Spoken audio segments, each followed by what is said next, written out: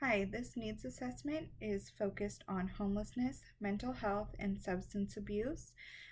This is focusing mainly on the Fresno County area.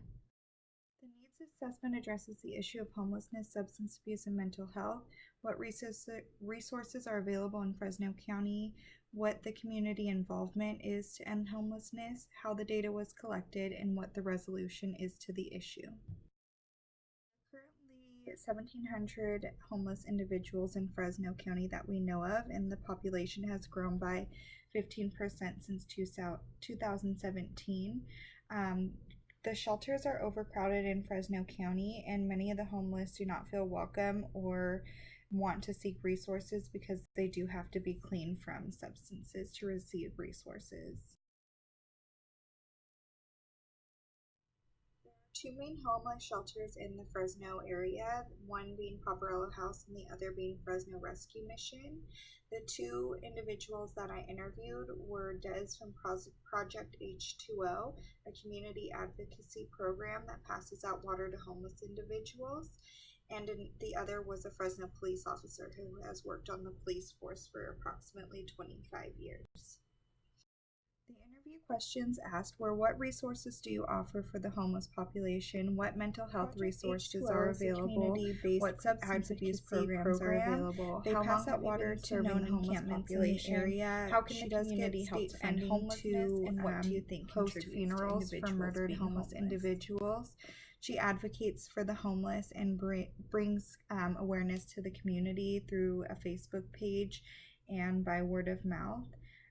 She does know a lot of the laws in California for homeless individuals and does like to be a good advocate for them.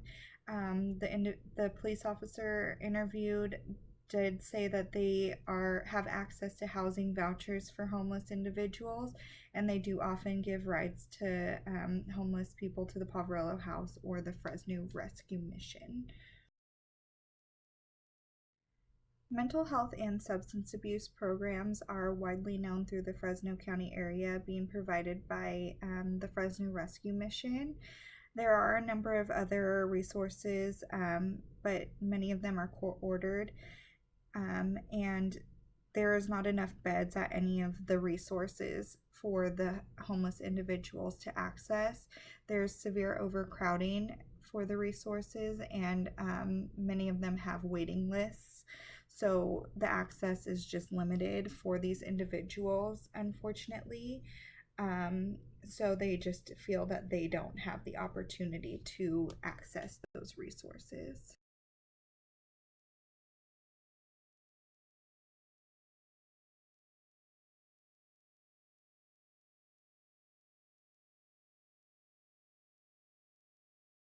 Project H2O has been running for approximately 5 years. She feels the community needs to be aware of the issue of homelessness, be proactive in helping and advocating for additional low income housing, and we need to go to our leaders and demand change for homeless individuals in the area. The police officer interviewed has been on the police force for approximately 30 years, and he feels that the community needs to take action. We need to stop putting up with homeless individuals in our community and neighborhoods, and we can prevent that by not giving them money while they're panhandling. If they don't have access to that money in that area, then they will stop going to that area and then have to use the resources that are offered to them. What contributes to individuals being homeless?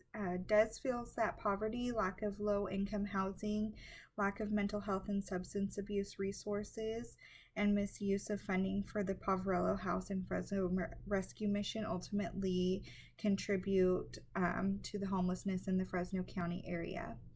The Fresno police officer feels that mental health and substance abuse issues, lack of resources, poverty, and lack of education are the main contributing factors to the homelessness in the Fresno area. So the key findings from this needs assessment and the interviews were both of the individuals were not community agencies, they were just community members. And I think that it would be helpful to have interviewed community agencies. But however, they both do work with the homeless population on a daily basis, and they can kind of come from their standpoint and meet them where they're at. The main themes for the questions were really that there is a lack of resources for homeless individuals in the Fresno area at this time. There's not enough low income housing available.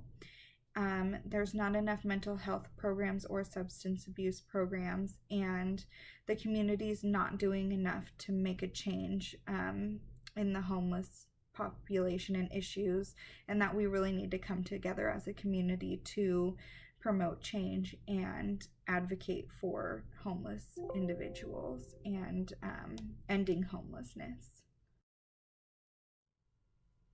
Recommendations are government funding to both the Poverello House and Fresno Rescue Mission need to be researched, and more funding needs to be designated to additional low income housing.